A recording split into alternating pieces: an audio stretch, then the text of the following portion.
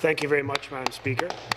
I want to thank the member from Scarborough Rouge Park for his leadership in bringing forth this bill. I also want to thank him for inviting me to his riding a few months ago, where we met with the Tamil Youth Council and other leaders, young leaders from Canada's Tamil community. Some of them are with us today to express the solidarity that we have, the responsibility as a government and as parliamentarians to never forget the sacrifices and those who have lost their life.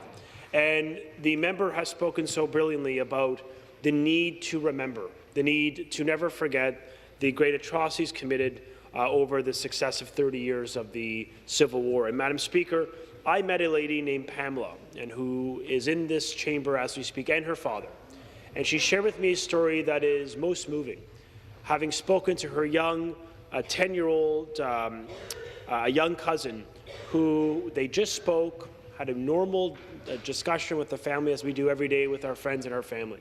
And hours later, the infamous white van, a tool used by the state to perpetuate acts of human rights abuses against Tamils, the minority community in Sri Lanka, abducted this young man and thereafter killed him. And these are the stories that are far too often define the history of the Tamil genocide. And it is incumbent on political leaders to name it and to shame it, to acknowledge the genocide that was committed, to acknowledge and recognize. As Benjamin Dix said, the communications manager for the United Nations in Sri Lanka between 2004 and 2008, quote, "It is very fair to say that the Sri Lankan army committed genocide. The atrocities in Sri Lanka were definitely towards ethnic cleansing." Speaking in 2009, after recent violence, the UN spokesperson in Colombo, Gordon Weiss, stated there was, quote, "large-scale killings of civilians, including more than 100 children." Madam Speaker, there may be foreign governments and foreign agents who choose not to recognize this evil for what it is, but we know it to be genocide, and we have a duty, a moral duty, to say so.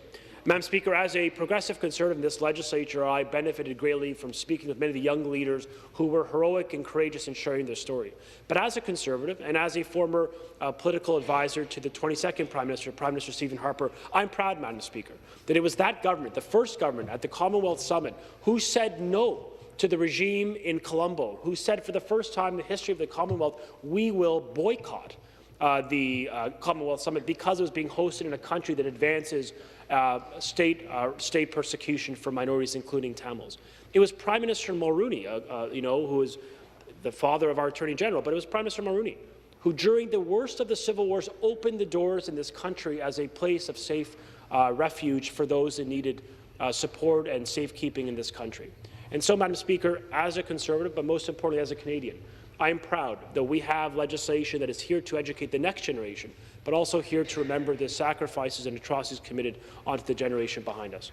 I want to reaffirm my support for this bill, and I want to express gratitude to the member from Scarborough Rouge Park, who has been a leader in this respect, and not just for Tamils, but for Holocaust and genocide remembrance for all communities. He has spoken so passionately and brilliantly on this issue, and I just want to express my gratitude on behalf of all people, especially those younger Canadians and Ontarians who choose to learn from our history so we do not repeat it. Madam Speaker, thank you, and thank you to the member.